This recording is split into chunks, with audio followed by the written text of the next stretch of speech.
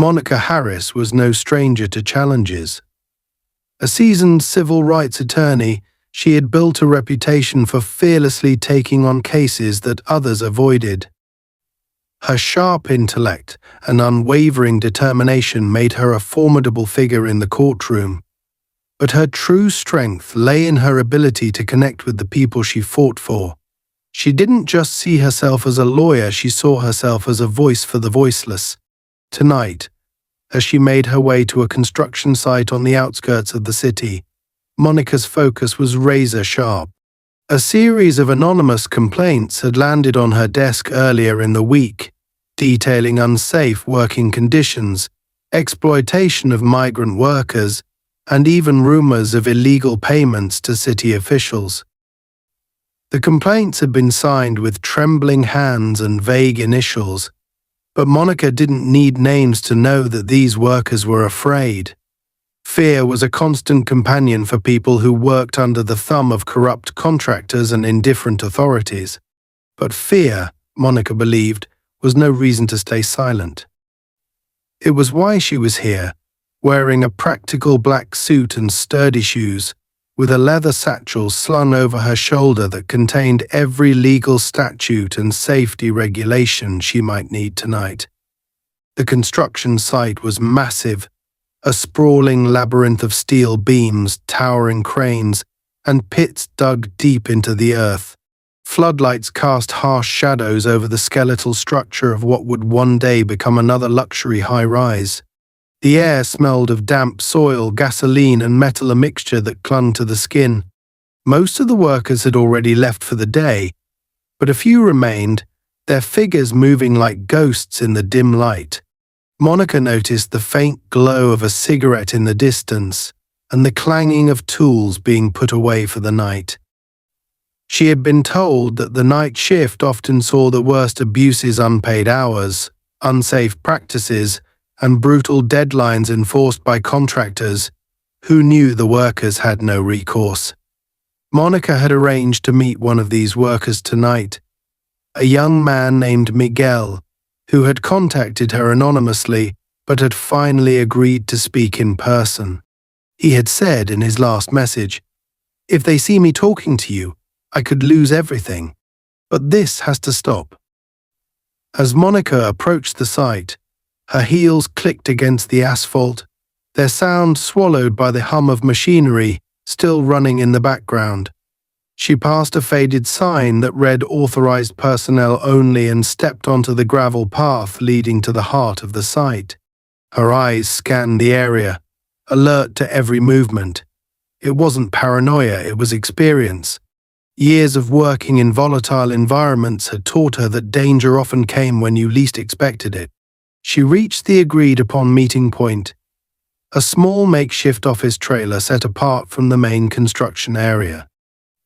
The trailer's door was slightly ajar, and the dim yellow light spilling out onto the gravel suggested someone was inside. Monica glanced at her watch. Miguel should have been here by now. She stepped closer, her hand tightening around the strap of her satchel. Before she could reach the trailer, a voice cut through the night, sharp and commanding. "You lost, lady?" Monica turned to see a police officer standing a few feet away, his silhouette framed by the harsh glare of a nearby floodlight. He was tall, broad-shouldered, and exuded an air of authority that bordered on intimidation. His uniform was impeccably neat, his badge gleaming under the light. But it was his eyes that caught Monica's attention, cold, calculating, and filled with something darker than suspicion. "This is private property," he said, stepping closer. "You can't just walk in here like you own the place." Monica straightened her posture, meeting his gaze without flinching. "I'm not lost, officer," she replied, her tone calm but firm. "I'm here on legal business. My name is Monica Harris, and I'm a civil rights attorney. I have every right to be here." The officer's lips curled into a smirk, but there was no humor in it. "A lawyer, huh? And what kind of legal business brings you to a construction site in the middle of the night?" His voice dripped with sarcasm, and Monica could feel the hostility radiating off him. She had dealt with men like him before, men who saw her skin color and gender as an affront to their authority. "I'm investigating complaints about unsafe working conditions and labor violations," she said evenly. "Now, if you'll excuse me, I have an appointment to keep." She turned to continue toward the trailer, but the officer stepped into her path, blocking her way. "Not so fast," he said, his smirk fading into a scowl. "You don't just get to walk in here and start poking around. You got any proof of these so-called complaints? Or are you just here to cause trouble?" Monica took a slow breath, steadying herself. She knew this was a power play, a test to see if she would back down. But backing down wasn't in her nature. "My proof is in this satchel," she said, lifting it slightly.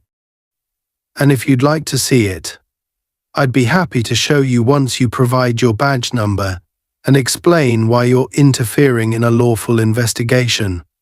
Her words were measured, but there was steel in her voice.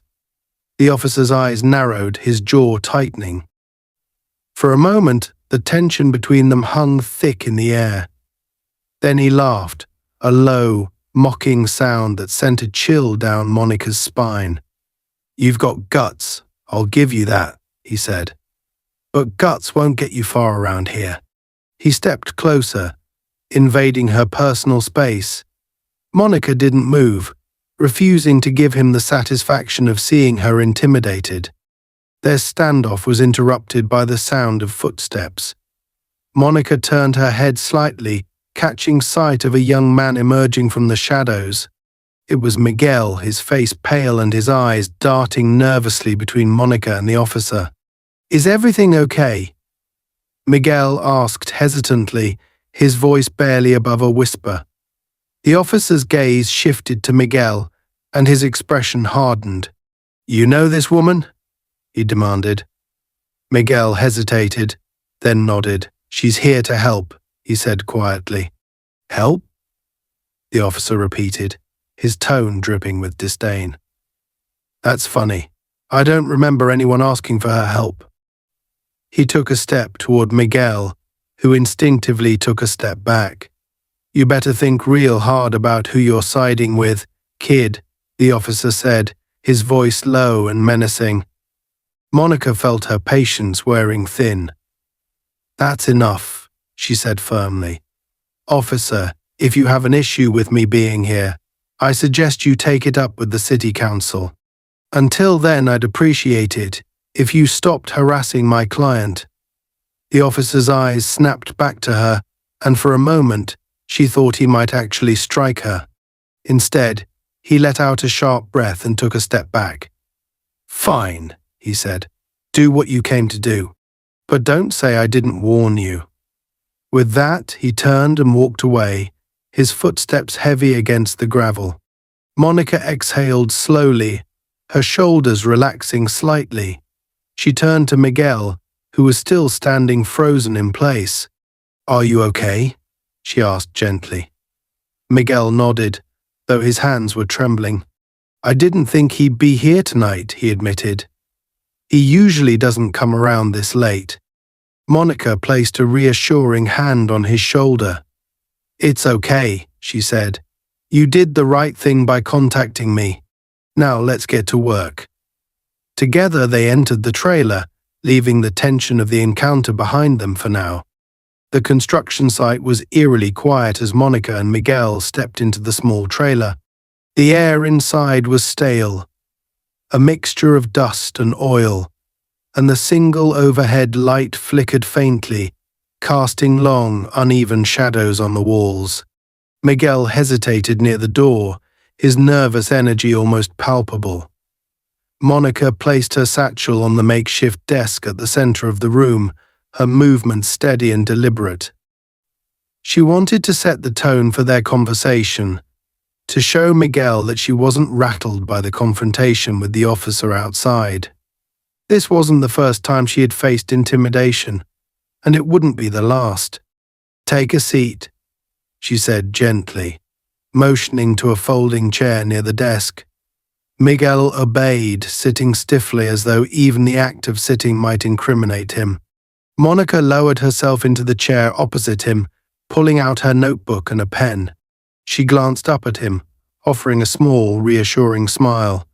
"You're doing the right thing," she said, "but I need you to tell me everything. Start from the beginning." Miguel swallowed hard, his hands gripping the edges of the chair as though it might anchor him in place. "It's bad," he began, his voice barely above a whisper. "Worse than I said in the messages." He glanced at the door, as if expecting the officer to burst in at any moment. Monica followed his gaze, then turned her attention back to him. "You're safe here," she said firmly. "No one can intimidate you. Not while I'm here." Miguel nodded but didn't seem convinced. "The contractors, they don't care about safety," he continued, his words coming out in a rush. "They push us to work faster even when the equipment is broken or the scaffolding isn't secure. They don't let us take breaks. And if someone complains..." He trailed off, his eyes darting to the floor. Monica leaned forward slightly, her pen poised over the notebook. "What happens if someone complains?" she prompted. Miguel hesitated, then looked up at her, his eyes filled with a mix of fear and guilt. "They disappear," he said. "Not literally, but they get fired. No explanation, no severance. And for some of us," his voice cracked, and he shook his head, "some of us don't even have papers. They threaten to call immigration if we don't do what they say." Monica's grip on the pen tightened, her knuckles turning white. She had suspected as much, but hearing it confirmed was like a punch to the gut. Exploitation of undocumented workers was a well-worn tactic among corrupt contractors, but it never failed to infuriate her. "And what about the accidents?" she asked. "The ones you mentioned in your complaint?" Miguel's face darkened, and he shook his head slowly. "There's been 3 this month," he said. "One guy fell from the scaffolding. Another got his hand crushed by a faulty machine.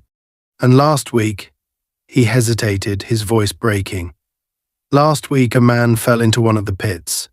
The rebar wasn't covered. And he didn't finish the sentence, but he didn't have to." Monica's stomach churned at the thought. She had seen the aftermath of such negligence before, and it was never anything short of horrific. "And the contractors?" she asked, her voice steady despite the storm brewing inside her. "What do they do when these accidents happen?" Miguel's expression hardened, and for the first time, Monica saw a flicker of anger beneath his fear. "They cover it up," he said. "They pay off the families, tell them not to talk to anyone. And if the families don't take the money..." He shook his head again, his jaw tightening. "They make them regret it." Monica nodded slowly, jotting down everything he said. She had heard similar stories before, but every time it felt like a new betrayal. These were human lives, reduced to nothing more than disposable tools in the eyes of the people in power. "And the police?" she asked. "Do they know what's going on here?" Miguel let out a bitter laugh, though there was no humor in it. "Of course they know," he said. "They're part of it. That officer outside, he's always around, making sure no one steps out of line. I've seen him take envelopes from the contractors. He's in their pocket." Monica set down her pen, her jaw tightening. She had suspected corruption, but the confirmation stoked a fire inside her. This wasn't just about unsafe working conditions or labor violations. This was about an entire system designed to exploit and silence the vulnerable. "Thank you for telling me this," she said, her voice firm. "You're brave, Miguel, and I promise you I won't let this go." Miguel nodded, though the fear in his eyes remained. "What now?" he asked. "What do we do?" Monica reached into her satchel and pulled out a folder filled with legal documents. "We start by documenting everything," she said. "I'll need names, dates, anything you can remember. And then we'll take this to court." She paused, her gaze steady. But I need you to understand this won't be easy. They'll try to scare you, to make you back down. Are you ready for that? Miguel hesitated, then nodded. I'm ready, he said. I can't keep working like this, knowing people are getting hurt. It has to stop. Monica smiled, though it was tinged with sadness. She knew the road ahead would be long and difficult, but Miguel's courage gave her hope. Together, they began to go through the details, piecing together a timeline of events that painted a damning picture of negligence and corruption. But just as they were making progress, the door to the trailer slammed open. Monica and Miguel both jumped, their heads snapping toward the noise. Standing in the doorway was the officer, his face twisted into a scowl. "What the hell are you doing in here?" he demanded, his voice sharp and accusatory. He stepped inside, his presence filling the small space like a storm cloud. Miguel shrank back in his chair, his earlier resolve evaporating in an instant. Monica rose from her seat, her expression calm but her heart racing.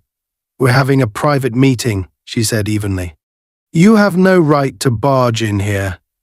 The officer's eyes narrowed, and he took another step forward, his hand resting on the baton at his hip. "I don't think you understand how this works," he said. "This is my site, and you don't get to do anything here without my say-so." Monica squared her shoulders, refusing to be intimidated.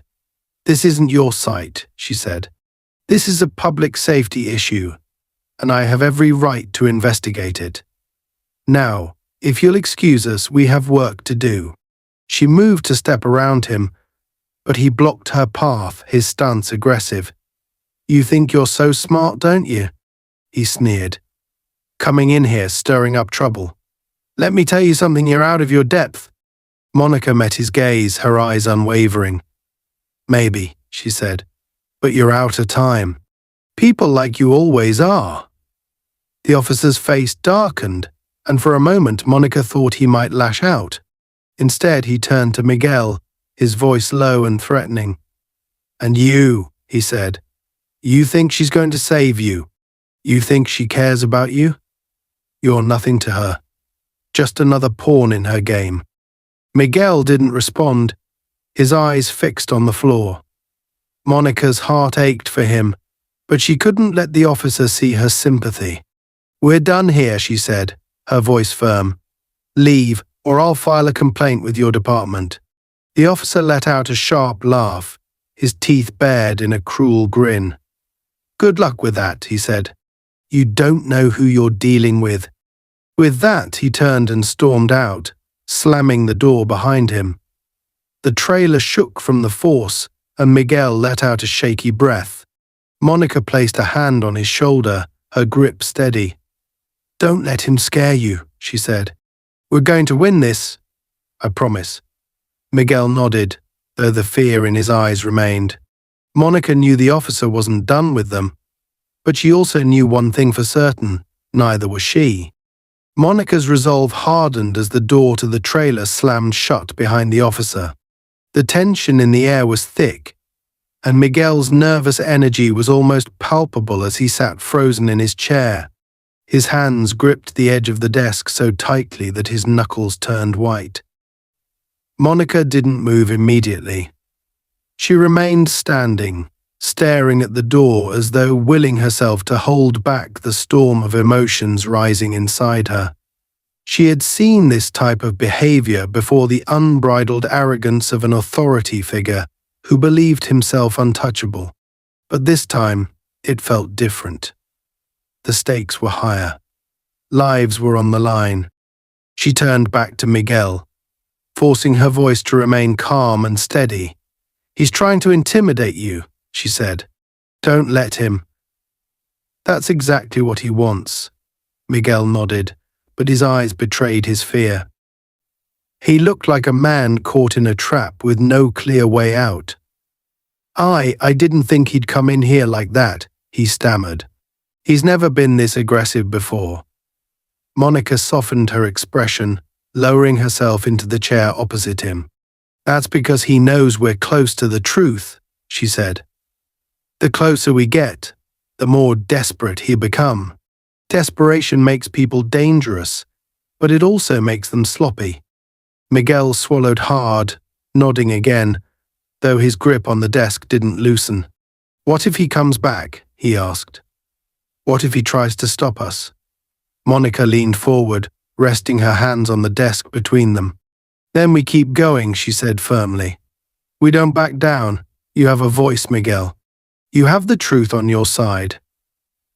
That's more powerful than anything he can throw at us. Her words seemed to give him a sliver of hope, though the tension in his body remained. He took a deep breath, finally releasing his grip on the desk. Okay, he said quietly. Let's keep going. Monica offered him a small, reassuring smile and opened her notebook again, ready to continue piecing together the story of corruption and exploitation that had plagued this construction site. But before Miguel could say another word, there was a loud, sharp knock on the door. Both of them froze. The knock came again, more insistent this time. Monica's mind raced, her instincts screaming at her to be cautious. She exchanged a glance with Miguel, who looked like he might bolt from the room at any moment. Stay calm, she said in a low voice, rising from her chair. She walked to the door and opened it slightly, just enough to see who was on the other side. It was the officer again, his face twisted into a scowl. But this time he wasn't alone. Two men stood behind him, both wearing construction helmets and high-visibility vests. Their expressions were unreadable, but there was an undeniable tension in the way they stood, their postures rigid and their hands clenched at their sides. Monica's eyes narrowed. These weren't just workers, they were enforcers. She could see it in the way they carried themselves, in the way they flanked the officer like bodyguards. We need to talk, the officer said, his voice curt and sharp. Monica didn't budge, her hand tightening on the edge of the door. I think we've said everything we need to, she replied evenly. The officer's eyes darkened, and he leaned closer, lowering his voice. You don't get it, do you? He said. This isn't your playground. This isn't some courtroom where you can throw around your fancy words and expect everyone to roll over. Out here, we play by different rules. Monica's jaw tightened, but she didn't waver. I'm well aware of how you play, she said, and I'm not here to play games. Now, unless you have a warrant or a valid reason to be here, I suggest you leave. The officer's lips curled into a sneer, and he glanced over his shoulder at the two men behind him. You think you're untouchable, don't you? He said, his voice dripping with disdain. You think you can just waltz in here and stir up trouble? Monica didn't respond. She held his gaze, her silence more powerful than any word she could have spoken. The officer let out a low, bitter laugh and stepped back. Fine, he said. Have it your way, but don't say I didn't warn you. He motioned to the two men, and they turned to leave. Monica watched them until they disappeared into the shadows, then slowly closed the door. She turned back to Miguel, who looked more frightened than ever. This isn't going to end well, he said, his voice barely above a whisper. Monica walked over to him and placed a hand on his shoulder, her grip firm but comforting. It will end well, she said, because we're not going to let them win. Before they could resume their conversation, the trailer suddenly shook. A loud crash echoed from outside, followed by shouts and the sound of heavy machinery roaring to life. Monica's heart skipped a beat. She rushed to the window, pulling back the curtain to see what was happening. The construction site was in chaos. Floodlights illuminated the area, casting harsh shadows over the workers who were scrambling in every direction. In the center of it all stood the officer, barking orders at the two men from before. They were gesturing wildly, pointing toward a massive pit at the far end of the site. Monica's eyes narrowed. Something was wrong, very wrong. She turned back to Miguel, who was already on his feet. "Stay here," she said firmly. "Lock the door behind me. Don't let anyone in unless it's me." Miguel hesitated, but the urgency in her voice left no room for argument. He nodded and moved to lock the door as she stepped outside. The cool night air hit her like a slap, but she didn't falter. She made her way toward the commotion, her heels crunching against the gravel. The closer she got, the clearer the scene became. One of the workers was shouting at the officer, his voice filled with anger and frustration. "It's not safe," he yelled. "You can't just..." The officer cut him off, shoving him backward with a force that sent him stumbling. Monica's blood boiled. She quickened her pace, her eyes locked on the officer. "What's going on here?" she demanded, her voice cutting through the chaos like a blade. The officer turned to her, his expression darkening. "This doesn't concern you," he snapped. "Go back to your little trailer and stay out of my way." Monica didn't back down. She stepped closer, her gaze unwavering. "It does concern me," she said. "This entire site concerns me. Now tell me what's going on." The officer's jaw clenched, and for a moment, she thought he might lash out. Instead, he motioned toward the pit. "There's been a situation," he said vaguely.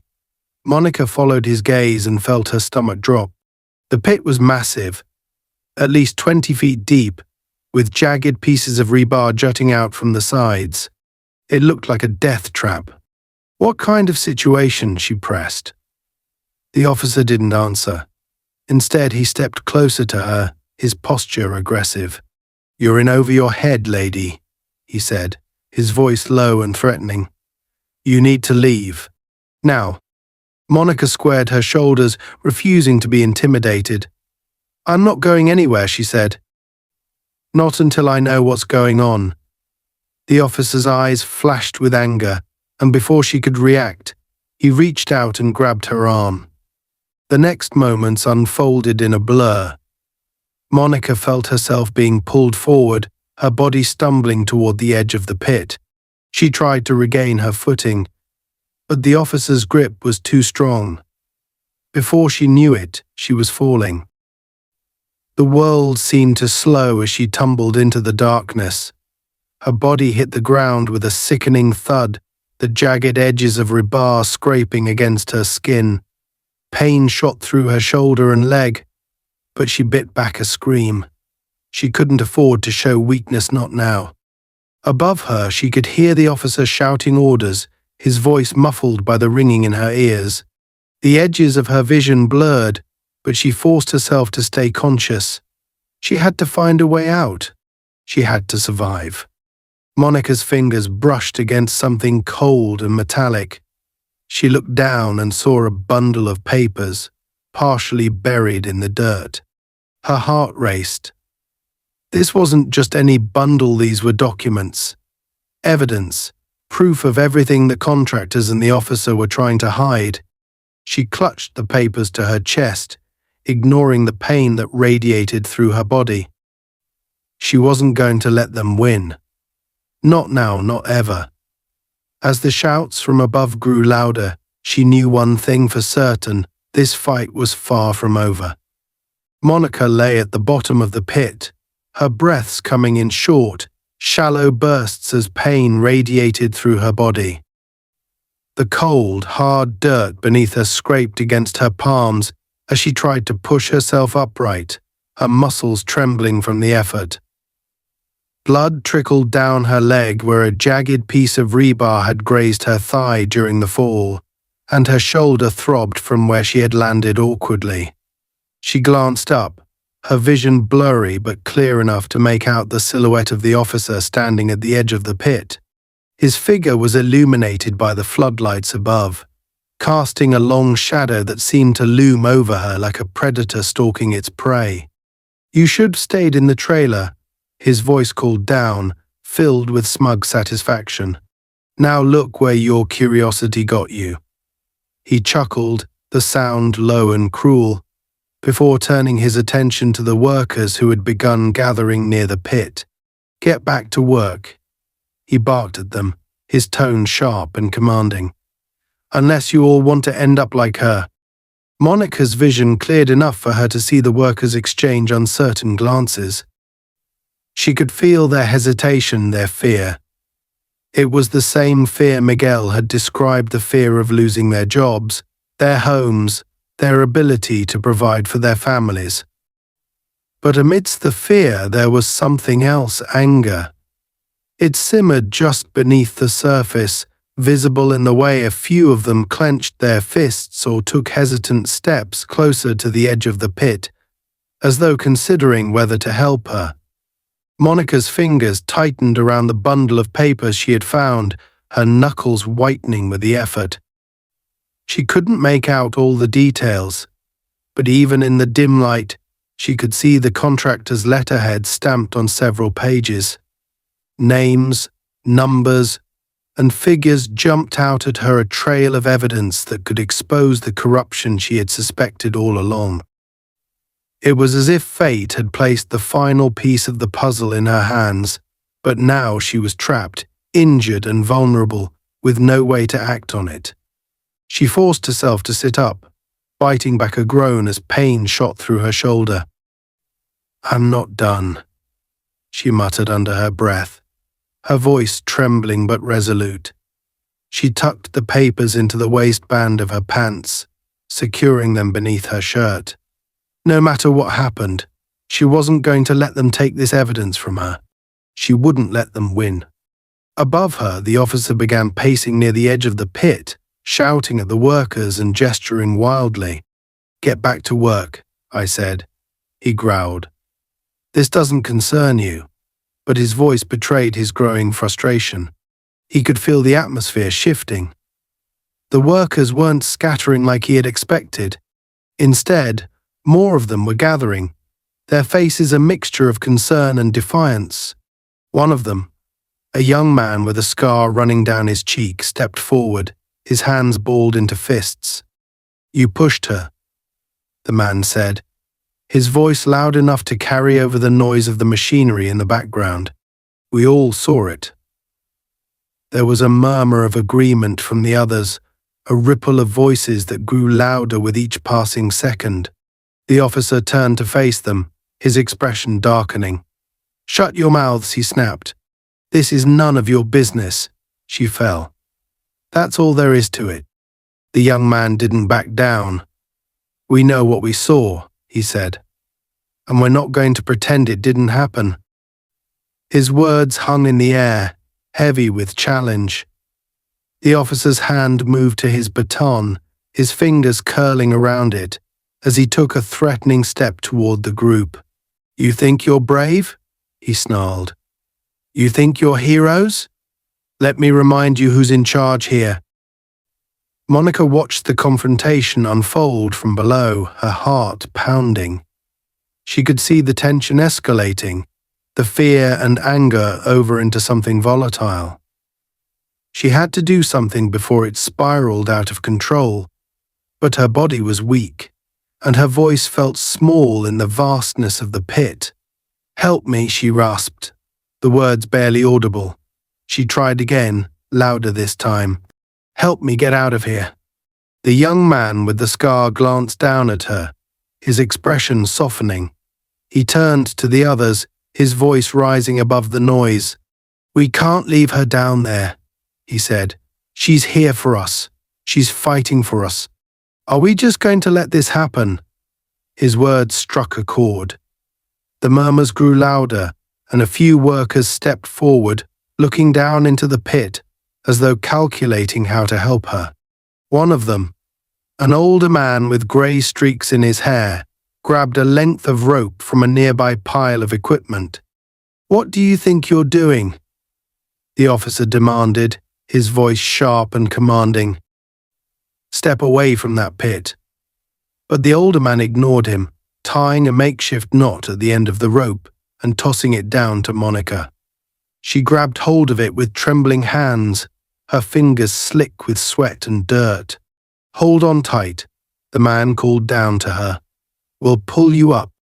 The officer's face twisted with fury. He stepped toward the older man, raising his baton.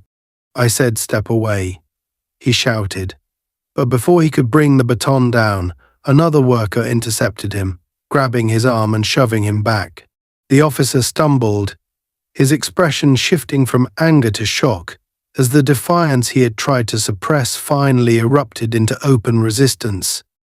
Monica clung to the rope as the workers began to pull her up, their collective strength overcoming the limitations of her injured body. Every inch felt like a battle, the rough fibers of the rope biting into her palms as she gritted her teeth against the pain. She could hear the shouts and scuffles above her, the clash of voices and the sound of boots scraping against gravel. It was chaos, but amidst the chaos there was hope. They weren't abandoning her. They were standing up, not just for her, but for themselves. When she finally reached the edge of the pit, strong hands grabbed her arms and pulled her onto solid ground. She collapsed onto her knees, gasping for breath, but relief flooded through her as she felt the evidence still secure beneath her shirt. The workers surrounded her, their faces etched with concern. "Are you okay?" one of them asked, his voice filled with genuine worry. Monica nodded, though the pain in her leg and shoulder was almost unbearable. "I'll be fine," she said, her voice hoarse but steady. "Thank you." The officer regained his footing, his face red with rage. "You're all going to regret this," he spat, pointing a finger at the group. "Every single one of you. You think you can get away with this? I'll make sure you pay." His threats hung in the air like a storm cloud, but they no longer had the power they once did. The workers stood their ground, their defiance unshaken. The young man with the scar stepped forward again, his gaze locked on the officer. "We're done being afraid of you," he said. "You don't control us anymore." Monica pushed herself to her feet, her body trembling but her resolve stronger than ever. She turned to the officer, her eyes blazing with determination.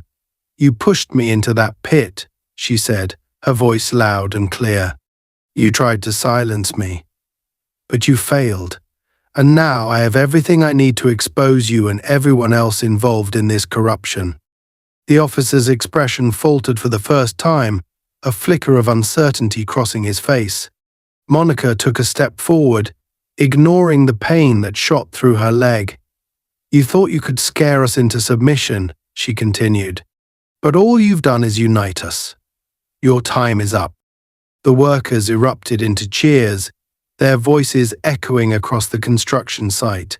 The officer glanced around, his confidence crumbling as he realized he was outnumbered. He took a step back, his hand hovering over the radio on his belt, but he hesitated. He had lost control. And he knew it. Monica turned to the workers, her gaze sweeping over them. "This isn't just about me," she said. "This is about all of us. Together we can fight this. We can bring them down. But I need your help." The older man with the grey streak stepped forward, placing a hand on her shoulder. "You have it," he said firmly. "We're with you." Monica nodded, a surge of hope rising within her. The battle wasn't over, but for the first time it felt winnable. They had taken the first step, and there was no turning back. Together, they would see this fight through to the end. Monica stood amidst the workers, her body aching from the fall and the effort it had taken to climb out of the pit. Her leg throbbed with each beat of her heart, and her shoulder felt as though it were on fire, but she ignored the pain. She couldn't afford to show weakness, not now. The workers around her were looking to her for direction, their eyes filled with a mixture of fear and hope. It was a fragile balance, and she knew that one wrong move could shatter the courage they had mustered. She squared her shoulders, took a deep breath, and focused on the officer who was still standing a few feet away, his face red with fury. "You don't know what you've started," the officer growled, his voice low and menacing. His hand hovered over the radio clipped to his belt, as though he were debating whether to call for backup. But Monica could see the flicker of doubt in his eyes. He had lost control of the situation, and he knew it. The workers were no longer cowering under his authority. They were standing together, united in their defiance. It was a sight Monica had seen before, but it never failed to stir something powerful within her. This was why she did what she did, to give people the strength to stand up and fight for themselves. "You're right," Monica said, her voice cutting through the tense silence. "You don't know what you've started. You pushed me into that pit, thinking it would silence me. But all you've done is prove that everything these workers said about you and your partners is true. You're corrupt. You're violent. And now you're exposed." The officer's jaw tightened, and his eyes darted to the workers surrounding her. He could see the anger in their faces, the way they clenched their fists and squared their shoulders. He took a step back, his hand still hovering over his radio. "You think you're smart, don't you?" he spat. "You think you can come in here, rile these people up, and walk away like nothing happened? You're out of your depth, lady. You don't know who you're dealing with." Monica took a step forward, ignoring the pain that shot through her leg. "I know exactly who I'm dealing with," she said, her voice steady and unyielding. "I'm dealing with a man who uses his badge as a weapon to intimidate and oppress. A man who's more concerned with protecting his own interests than protecting the people he's supposed to serve. And let me tell you something, you're not going to get away with it." The workers murmured their agreement, their voices growing louder and more confident. The officer's eyes darted around the group, his frustration mounting. "You think you're all safe now because you're standing together?" he sneered. "You think this changes anything? You're just a bunch of laborers. No one's going to believe you over me." "That's where you're wrong," Monica said. She reached beneath her shirt and pulled out the bundle of papers she had tucked away. The workers gasped as they saw her hold up the documents, the contractor's letterhead clearly visible under the floodlights. "This is proof," she said, her voice rising. "Proof of everything you and your corrupt partners have been doing. The bribes, the unsafe working conditions, the threats. It's all here, and now it's in the hands of the people who are going to bring you down." The officer's face twisted into a snarl, and in one swift motion, he grabbed his baton and lunged toward her. Monica braced herself, but before he could reach her, one of the workers stepped between them. It was Miguel. His hands were shaking, but his stance was firm as he blocked the officer's path. "That's enough," Miguel said, his voice trembling but resolute. "You're not touching her. Not anymore." The officer froze, clearly caught off guard by Miguel's sudden bravery. But his surprise quickly turned to anger, and he raised his baton, ready to strike. Before he could, another worker stepped forward, and then another, until the officer was surrounded. They didn't say a word, but their presence spoke volumes. The officer hesitated, his grip on the baton tightening as he looked around at the faces staring him down. For the first time, he seemed to realize that he was outnumbered and outmatched.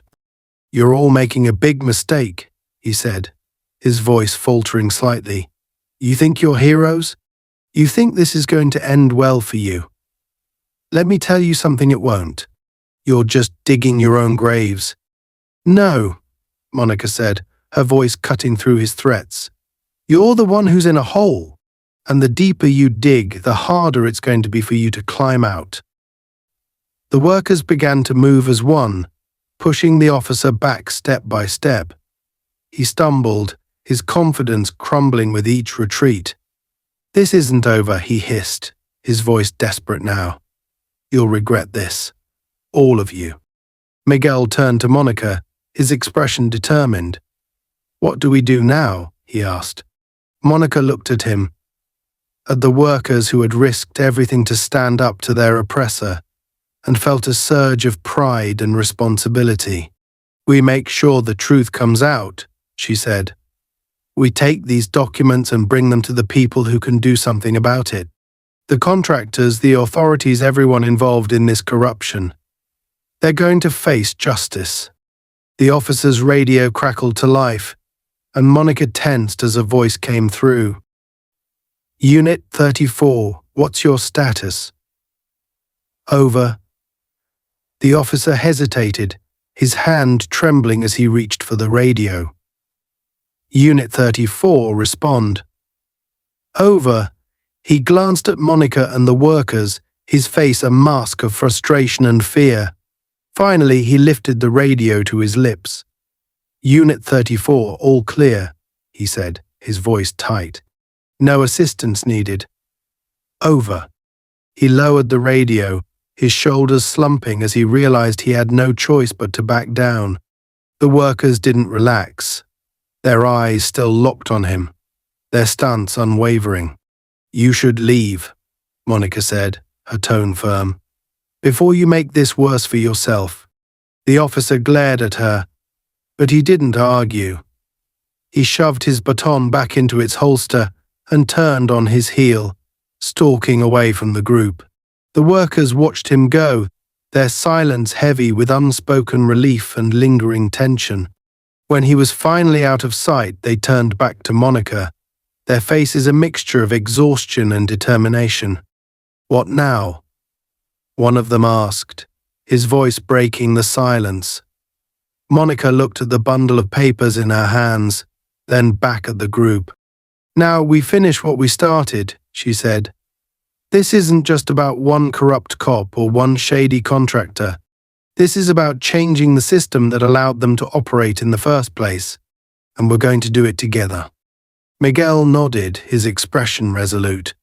"We're with you," he said. The others murmured their agreement, their voices growing stronger with each passing moment. Monica felt a surge of hope as she looked at them. They had faced fear, intimidation, and violence, but they hadn't backed down. They had stood together, and now they were ready to fight for the justice they deserved. As they began to make their way off the construction site, Monica couldn't help but glance back at the pit. It loomed in the distance, a dark, gaping reminder of the danger they had faced. But it was also a symbol of something more, a place where the truth had been unearthed, where the first steps toward change had been taken. She turned away, her resolve stronger than ever. The fight wasn't over, but they had already won the first battle, and that was enough to keep her moving forward. Monica's body ached with every step as she and the workers moved away from the chaotic construction site. The documents she had recovered were still tucked securely under her shirt, pressed against her skin like a shield. Her leg throbbed, and her shoulder protested every movement, but she refused to stop. The workers surrounding her were tense but resolute, their faces lit by the faint glow of streetlights as they left the harsh floodlights of the site behind them. Despite the physical toll and the mounting tension, Monica's mind was focused entirely on what came next. She knew that the evidence she carried was damning, but she also knew it wasn't enough on its own. They needed a plan, and they needed it fast. Miguel walked beside her, his hands balled into fists. "He's not going to let this go," he said, his voice low but edged with urgency. "That cop, the contractors, they'll come after us. They'll try to destroy everything." Monica glanced at him, her expression grim but determined. "Let them try," she replied. "We're not alone in this anymore. We have the truth on our side, and we have each other. That's more than they'll ever have." Behind them, the other workers murmured their agreement, their voices a quiet but powerful chorus of support. Monica's chest swelled with pride at their courage. These were people who had been silenced and oppressed for so long, yet here they were, standing up and fighting back. It was a testament to their strength, and a reminder of why she couldn't afford to fail. As they reached a quieter part of the neighborhood, one of the older workers stepped forward, his brow furrowed with concern. "What's the next move?" he asked. We can't just sit on this evidence and hope it does the work for us. They'll come after it, and after us, if we're not careful. Monica nodded, already considering their options. We need to get this to someone who can act on it, she said. The city council, the media. Anyone who can expose what's been happening here. But first, we need to make copies of everything. If they try to destroy the originals, they won't be able to bury the truth completely. Miguel nodded, his expression hardening with resolve. I know a place, he said. A print shop a few blocks from here. The owner's a friend of mine. He'll help us. Monica hesitated for a moment, considering the risk, but she could see no better option. Let's do it, she said. The sooner we make those copies, the safer we'll be. The group moved quickly but cautiously, keeping to the shadows as they made their way to the print shop. Miguel led the way, his familiarity with the area guiding them through alleys and side streets. When they arrived, the shop was dark, its windows shuttered and its sign unlit. Miguel knocked on the back door, his fist rapping against the metal in a deliberate pattern. A moment later, the door creaked open, and a man in his late 40s peered out. His face was lined with weariness, but his eyes were sharp and alert. Miguel? The man said, his voice tinged with surprise. What are you doing here this late? Miguel stepped closer, his tone urgent. We need your help, Carlos. It's important. Carlos's gaze flicked to the group behind Miguel, his expression tightening as he took in their disheveled appearances. Come in, he said, stepping aside to let them enter. The interior of the shop was cramped but orderly, filled with shelves of paper and boxes of supplies. A large printer sat against one wall, its screen glowing faintly in the dim light. Carlos closed the door behind them, locking it with a series of bolts before turning back to Miguel. What's going on? He asked. Miguel gestured to Monica, who stepped forward and pulled the bundle of documents from under her shirt. This, she said, her voice steady despite the weight of the moment. This is evidence of corruption, exploitation, and negligence at the construction site where we work. We need to make copies of it before they try to destroy it. Carlos's eyes widened as he took in the papers, his hand brushing over the contractor's letterhead. This is serious, he said, his voice barely above a whisper. If what's in here is what I think it is, he trailed off, shaking his head. You're putting yourselves in a lot of danger. We already know that, Monica said firmly. But we're not backing down. Can you help us or not? Carlos met her gaze, his expression softening. I'll help, he said, but we need to move fast. If anyone finds out you're here. He didn't finish the sentence, but the unspoken warning hung heavy in the air. Carlos moved quickly, setting up the printer and feeding the documents into the scanner. The machine hummed to life, its light flickering as it began to copy the pages. Monica and the workers watched in silence, the tension in the room palpable. Every sound outside, a car passing, a dog barking felt like a potential threat. Monica's fingers twitched at her sides, her body coiled like a spring, ready to react at the slightest hint of danger. The process felt agonizingly slow, each page taking seconds that stretched into eternity. Monica's mind raced with contingency plans. What if the officer found them? What if the contractors had sent someone to follow them? The possibilities churned in her head, each more unsettling than the last. Finally, the printer spat out the last page, and Carlos gathered the copies into a neat stack. Here, he said, handing them to Monica. Take these and get them somewhere safe. And be careful. They're not going to let this go without a fight. Monica nodded, tucking the copies into her satchel. Thank you, she said. We won't forget this. Carlos gave her a tight smile, his expression one of quiet solidarity. Good luck, he said. You're going to need it. The group left the print shop as quietly as they had entered, their nerves on edge as they made their way back into the night. Monica's mind was already on the next step: who to contact, where to deliver the evidence, but her thoughts were interrupted by the sudden roar of an engine. A black SUV screeched to a halt at the end of the alley, its headlights cutting through the darkness like twin daggers.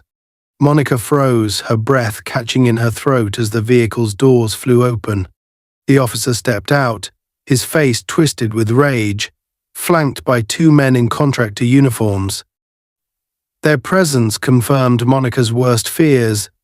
The contractors were directly involved, and they weren't about to let her walk away with the evidence.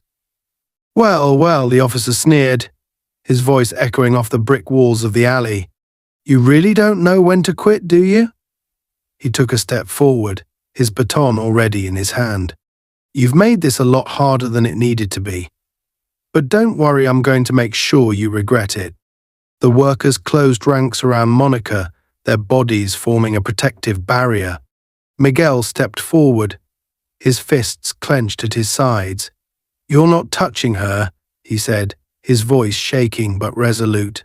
The officer's lips curled into a mocking smile. "How noble," he said. "But you're out of your league, kid.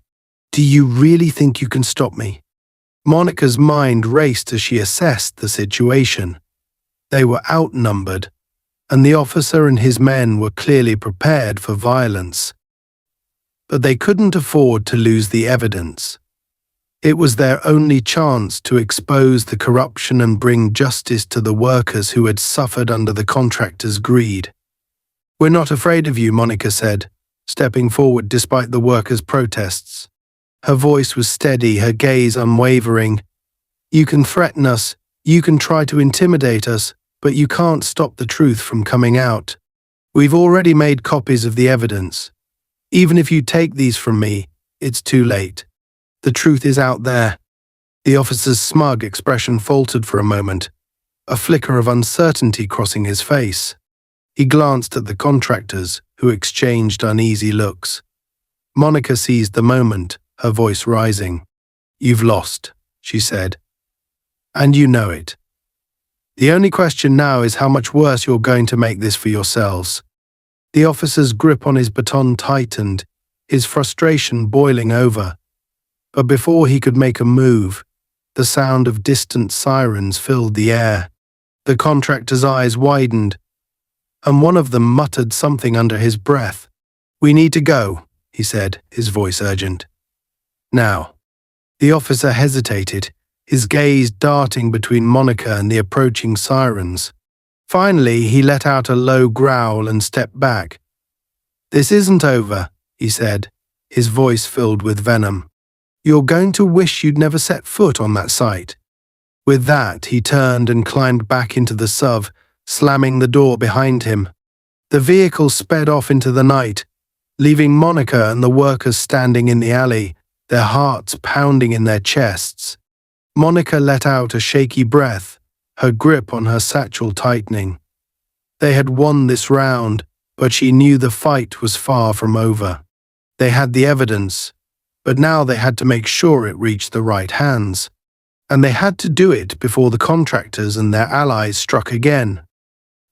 The events of the night lingered in Monica's mind as she sat in her office the following morning, her body still aching from the fall and the chaotic confrontation in the alley.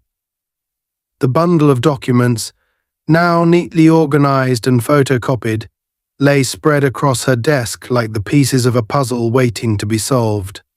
Every name, every transaction, and every detail of corruption screamed of the systemic exploitation she had been fighting against for years. Despite the exhaustion that hung over her, Monica felt a renewed sense of purpose. She had faced danger head-on and emerged with the truth, a truth that could no longer be ignored. Miguel sat across from her, his face a mixture of relief and apprehension. He had insisted on coming with her to ensure the evidence made it into the right hands, even though it put him at risk. His bravery, like that of the other workers who had stood with them, was the foundation of everything Monica hoped to achieve. "What happens now?" he asked quietly, his hands fidgeting in his lap. They're not going to let this slide, are they? Monica leaned back in her chair, her eyes scanning the papers before her. No, she admitted. They're going to fight this with everything they have. They'll deny it, discredit us, and try to bury the evidence. But we're not going to let that happen. We have the truth, and we're going to make sure it's heard. She had spent the early hours of the morning reaching out to allies in the city council, journalists who had covered similar stories, and legal organizations dedicated to exposing corruption. By the time the sun rose, Monica had secured meetings with several key figures. The first would take place in just a few hours, a press conference where she and the workers would present their findings to the public. As the clock ticked closer to the meeting, Monica stood and gathered the documents into a folder. She glanced at Miguel, who had been uncharacteristically quiet. "Are you ready for this?" she asked. He hesitated, then nodded. "I think so," he said. I've never done anything like this before." Monica gave him a reassuring smile. "You're not alone," she said. "We're in this together." The press conference was held in a modest meeting room at a local community center. By the time Monica and Miguel arrived, the room was already filled with reporters, city officials, and supporters from the workers' union. The buzz of conversation died down as Monica stepped up to the podium, the folder of evidence clutched in her hands. Miguel stood beside her, his presence a silent testament to the courage of the workers who had risked everything to bring the truth to light. Monica took a deep breath and began to speak. She described the conditions at the construction site, the exploitation of migrant workers, and the culture of fear perpetuated by corrupt contractors and their enablers in law enforcement. She held up the documents, her voice steady and unwavering, as she detailed the bribes, safety violations, and cover-ups that had led to countless injuries and deaths. "This is not just about one side," she said, her voice rising with conviction. "This is about a system that values profit over human lives, a system that silences those who dare to speak out. But today, that system is being exposed. And it's thanks to the bravery of the workers who refused to stay silent." The room erupted in applause as Monica stepped back from the podium. Miguel took a hesitant step forward, his hands trembling slightly as he adjusted the microphone. "I'm not a public speaker," he began, his voice soft but filled with determination. "But I have to say this. For years we've been afraid of losing our jobs, our homes, our families. Afraid of people like the officer who pushed Monica into that pit.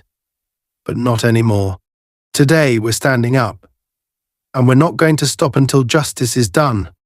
The applause grew louder, and Monica felt a surge of pride as she watched Miguel speak. This was the heart of her work, empowering people to find their voices and demand the respect and dignity they deserved. As Miguel finished speaking, reporters began firing questions, their voices overlapping in a chaotic chorus. Monica fielded the questions with practiced ease, providing clear, concise answers that left no room for doubt. The evidence spoke for itself, and the reporters seemed eager to run with the story. By the time the press conference ended, Monica felt a wave of exhaustion wash over her, but it was tempered by the knowledge that they had taken a crucial step forward. As the room emptied, she and Miguel were approached by a city council member who had been vocal about labor rights. "This is explosive," the council member said, holding up a copy of the documents. "We're going to push for a full investigation. The contractors, the police department, everyone involved is going to face scrutiny." Monica nodded, her exhaustion momentarily forgotten. "That's all we want," she said. "A fair investigation and accountability for the people who've been hurt by this system." The council member extended a hand, and Monica shook it firmly. "You've done something incredible here," the official said, "but it's just the beginning. Be ready for backlash." The backlash came quickly. Within hours of the press conference, Monica's phone was inundated with messages, some of support, others filled with threats and vitriol. The contractors issued a statement denying the allegations and accusing Monica of fabricating evidence. The officer who had threatened her appeared on local news, claiming he had been trying to maintain order and that Monica had provoked the confrontation.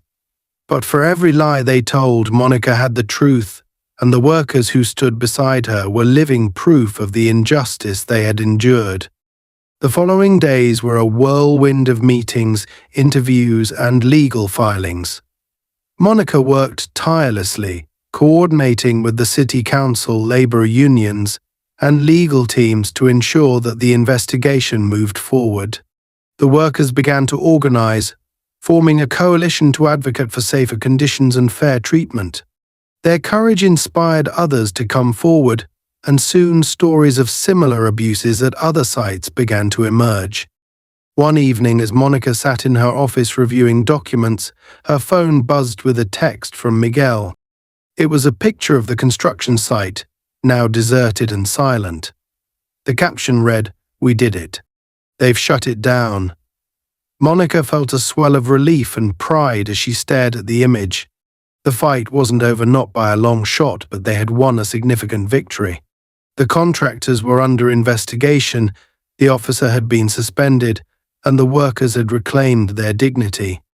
Weeks later, Monica returned to the site, now cordoned off with caution tape and signs warning of ongoing investigations. She stood at the edge of the pit where she had fallen, her gaze steady as she took in the scene. Miguel joined her, his expression contemplative. "It feels different now," he said. "Like it's finally over." Monica shook her head, a small smile playing on her lips. "It's not over," she said. "But it's a start." She turned to him, her voice firm but kind. "And that's all we need to keep going, a start." As they left the site, the sun dipped below the horizon, casting the city in hues of gold and amber. Monica felt a sense of peace she hadn't known in months. The journey had been grueling, and the road ahead would be just as challenging, but for the first time she felt the weight of the fight begin to lift. Together they had turned fear into courage, silence into action, and oppression into hope. And that, she knew, was just the beginning.